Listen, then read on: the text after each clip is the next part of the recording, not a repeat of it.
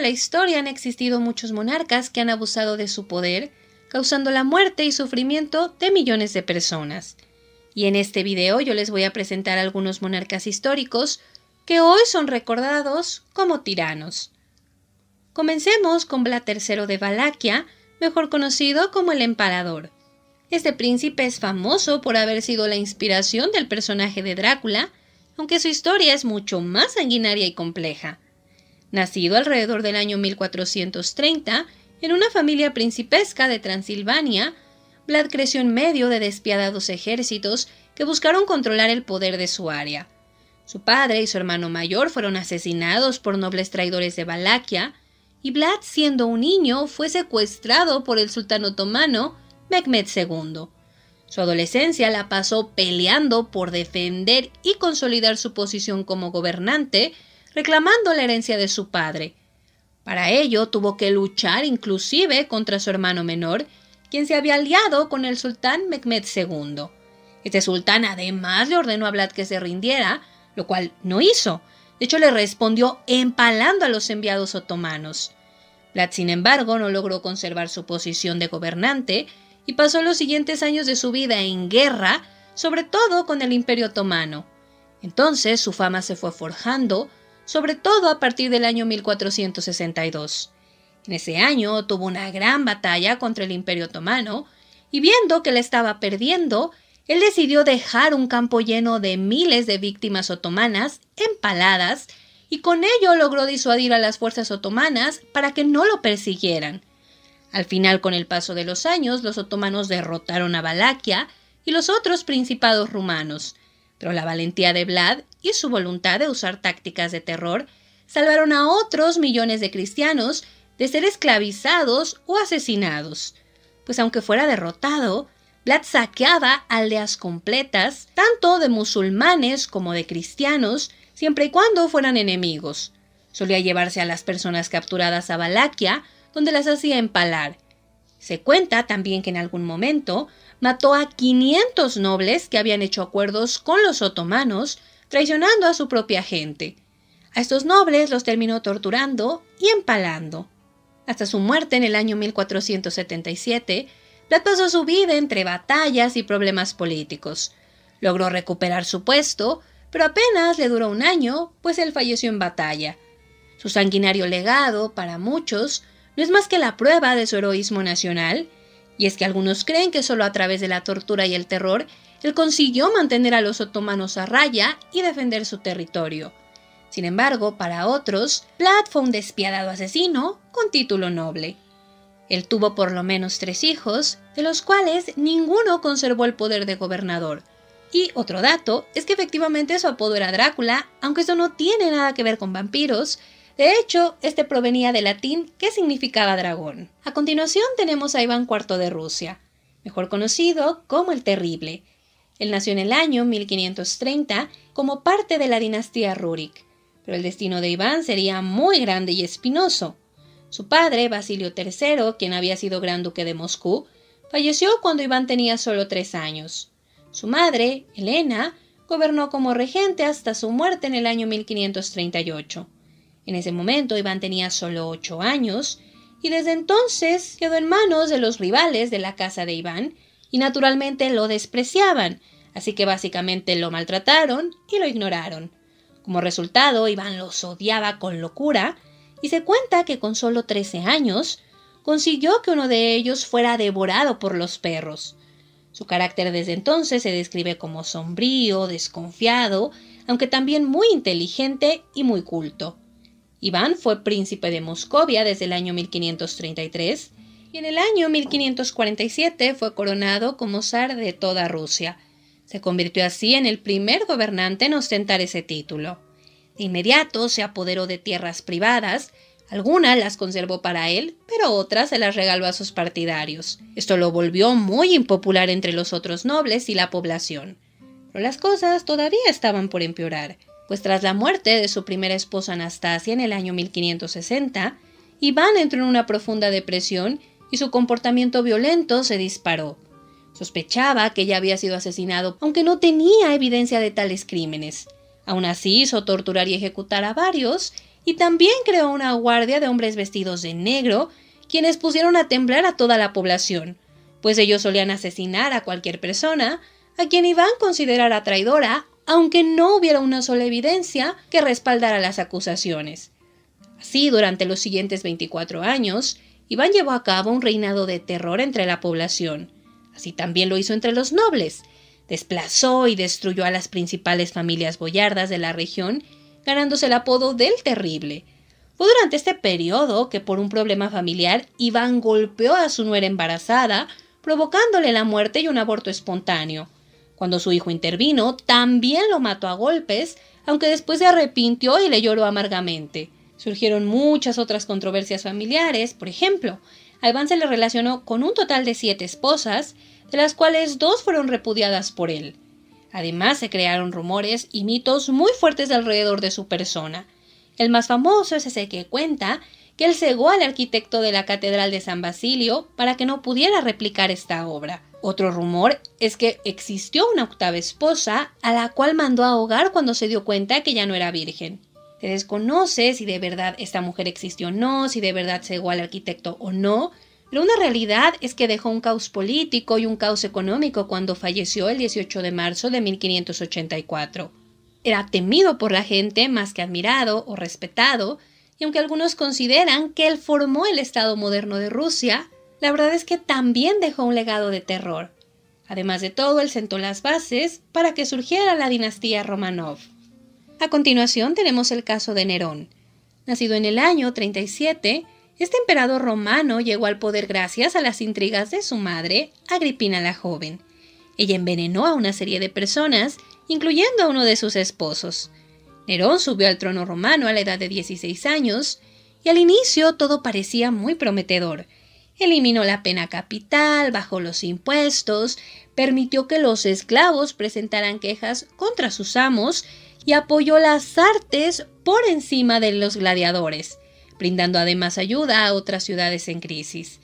Sin embargo, con los años él se volvió cada vez más autoritario.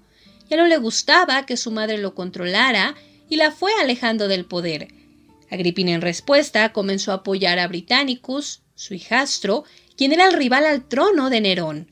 Temiendo perder la corona, Nerón desterró a su madre y Britannicus murió repentinamente, según algunos envenenado por Nerón. Pero las cosas estaban lejos de tranquilizarse. Hacia el año 58, Nerón se había enamorado profundamente de Sabina, una mujer noble bonita que además de todo estaba casada con un miembro de la aristocracia romana. Nerón también estaba casado con una mujer llamada Octavia, pero a pesar de todo, él quería casarse con Sabina. Su madre Agripina se opuso rotundamente ante este escándalo, por lo que Nerón terminó ordenando el asesinato de su propia madre en el año 59. Poco después se divorció de Octavia y ordenó su asesinato. Finalmente pudo casarse con Sabina, pero esto no lo tranquilizó ni un poco. Por el contrario, el estilo de vida de Nerón se volvió muy escandaloso y se cuenta que él gastaba altas cantidades de dinero en fiestas y otros entretenimientos, y ejecutó a muchas personas solo porque él sospechaba hablaban mal de él. Pero todavía se dio un acontecimiento mucho más grave. Alrededor del año 64 se dio un gran incendio que afectó Roma, y de inmediato las personas sospecharon que había sido Nerón el que lo había causado. Esto porque él estaba empeñado en hacer modificaciones a la ciudad, para lo cual elevó los impuestos y vendió cargos públicos. Poco a poco se había formado un complot en su contra, y al borde de perder la corona, Nerón terminó suicidándose. A continuación tenemos a Enrique VIII. El rey Enrique VIII heredó la corona en el año 1509 con solo 18 años. De inmediato se convirtió en un monarca amado y popular. Era joven, atractivo y un amante del arte y la poesía. Pero Enrique también tenía un lado muy oscuro, y en sus primeros días de reinado ya había hecho ejecutar a los que habían sido los consejeros de su padre. Con los años quedó claro que Enrique era un monarca autoritario, agresivo y caprichoso. Obsesionado con tener un hijo varón, desterró a su primera esposa, Catalina de Aragón.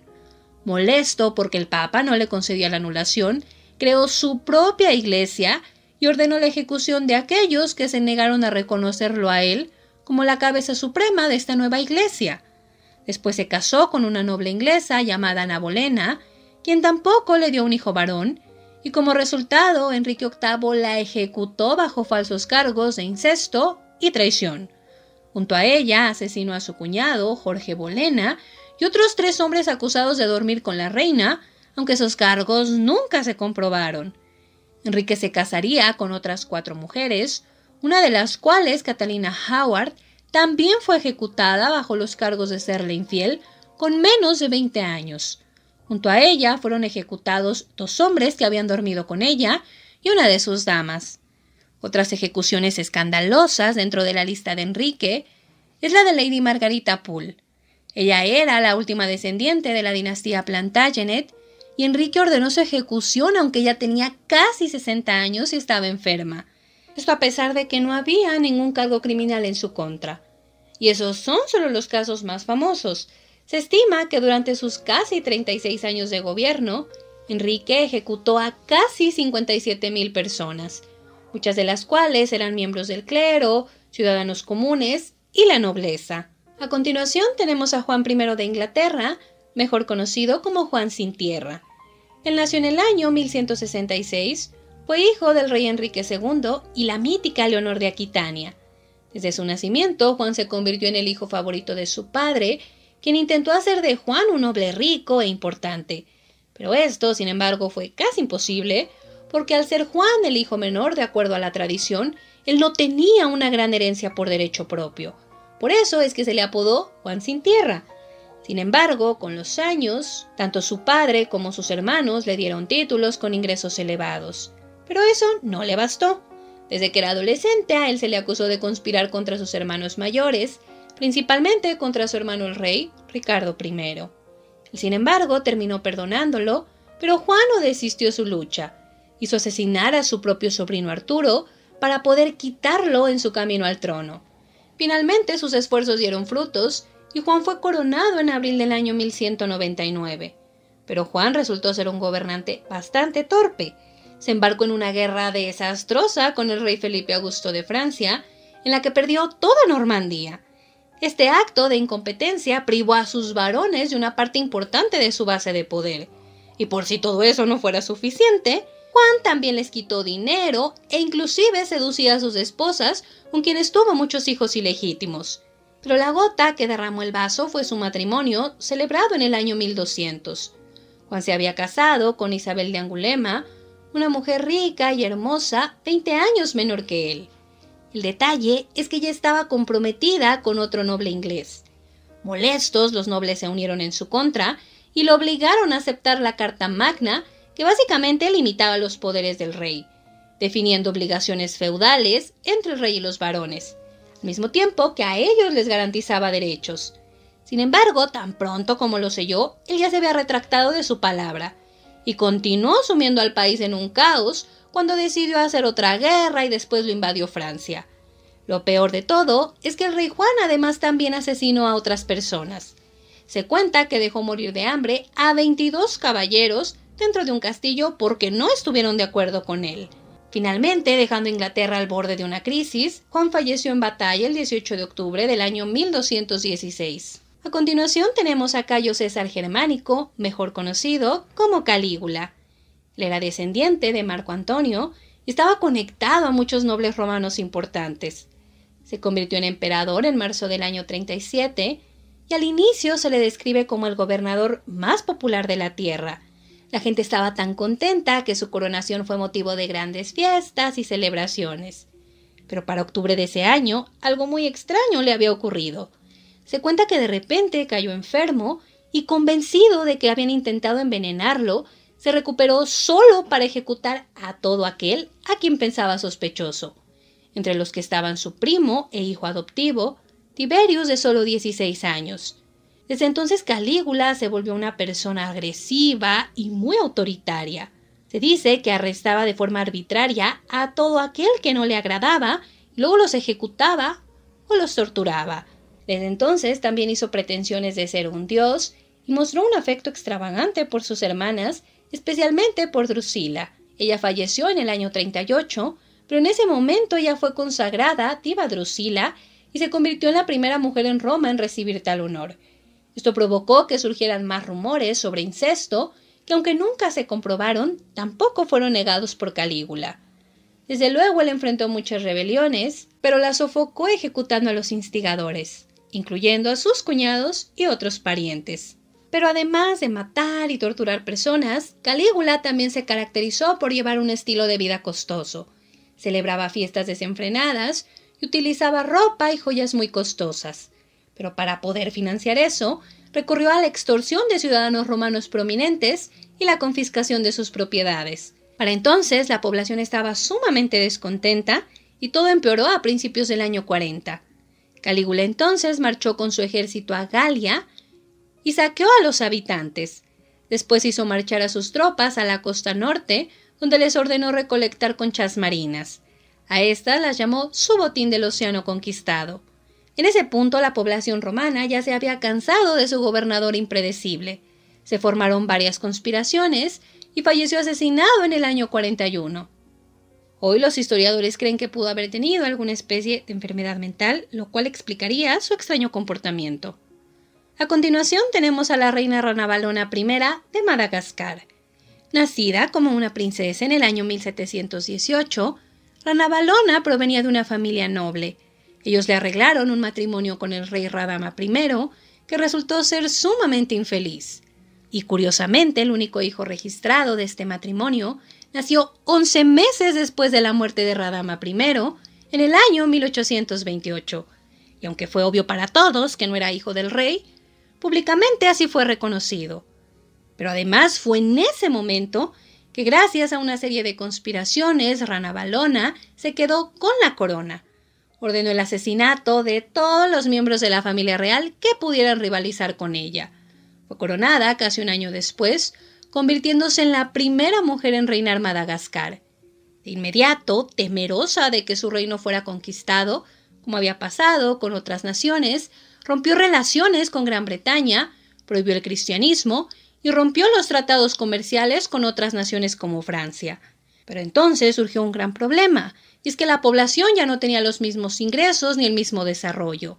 Ella pensó que para poder mantener el ingreso económico tenía que hacerse un trabajo forzado. Desde entonces solía arrestar y castigar severamente a todo aquel que la desobedecía. El resultado de sus acciones causó que la tasa de mortalidad se elevara tanto que la población durante su reinado se redujo a la mitad. La reina también fue acusada de favorecer solo una parte mínima de la población, básicamente solo a sus asesores que provenían de la clase alta y a los ministros más poderosos, que además los hizo sus consortes. También se cuenta que solía ser una reina caprichosa y no le importaba pisotear a los demás. En una ocasión, se dice que organizó una cacería de búfalos para ella, sus nobles y su familia. Para su comodidad, ella pidió que se construyera un camino completo y que éste se hiciera a toda velocidad. Se estima que en el proceso de este capricho murieron cerca de 10.000 personas. Naturalmente, con el paso de los años, ella enfrentó varios complots y por lo menos un intento de asesinato. Sobrevivió a todo y murió en su cama cómodamente en el año 1861. Su hijo la sucedió como Radama II. A continuación tenemos el caso de Leopoldo II de Bélgica. En el año 1865, Leopoldo se convertía en el segundo monarca en toda la historia del Reino de Bélgica. Bajo su reinado, la monarquía de Bélgica encontró estabilidad, desarrollo eficiente de la administración y la creación de muchos edificios importantes. Pero obsesionado con hacer de Bélgica una potencia imperial y convencido de que la riqueza estaba en África, Leopoldo lideró los primeros esfuerzos europeos para desarrollar una cuenca del río Congo. Obtuvo parte del territorio presionando a los jefes de algunas tribus para que firmaran acuerdos que ellos no podían leer. Una vez obtuvo las firmas y le fue dando forma al territorio que deseaba, consiguió la aprobación internacional. Lo denominó Estado Libre del Congo y dejó claro que esto no era una colonia belga, sino una propiedad personal del rey, que aunque se presentó al mundo como un modelo de libertad y prosperidad, la realidad era muy distinta. Leopoldo logró reunir una fortuna gracias al marfil, pero para obtener el mismo material, los nativos se vieron obligados a trabajar sin paga ni descanso. Y todo empeoró con los años cuando se descubrió que el territorio también era una fuente de caucho, cuyo precio iba en ascenso y naturalmente el recurso comenzó a agotarse. Por ello se impuso una cuota que los trabajadores debían cumplir y de no hacerlo eran mutilados, ellos, sus hijos y sus esposas. La situación se volvió tan mala que los trabajadores debían caminar días completos para poder cumplir su cuota. Además, otros pobladores debían encargarse de la construcción de carreteras, cortar leña para las calderas de los barcos y otras tareas que también eran operadas mediante trabajo forzoso. Los efectos fueron devastadores. Muchas de las mujeres rehenes murieron de hambre y muchos de los hombres recolectores fueron asesinados. Además de todo, imposibilitados para obtener alimentos, la población sufrió una enorme hambruna que cobró la vida de muchas personas. La tasa de natalidad, naturalmente, cayó precipitadamente. Tristemente, este sistema fue copiado por los franceses y no pasó mucho tiempo antes de que estallara una protesta internacional contra Leopoldo, aunque él siempre se defendió alegando que él no había dado la orden directa. Esa presión finalmente lo obligó a renunciar a la propiedad del territorio, y en el año 1908 este territorio fue conocido como el Congo belga. Sin embargo, Leopoldo hizo que el gobierno de Bélgica le pagara por esta posesión. Leopoldo pasó sus últimos años como uno de los reyes más impopulares dentro de su propia tierra. En Bélgica le reprocharon no tanto lo que hizo en el Congo, sino que tomaba muchas amantes adolescentes con las cuales gastaba su fortuna. Él murió al año siguiente, y debido a que su único hijo había fallecido antes que él, su sobrino, llamado Alberto, lo sucedió en el trono.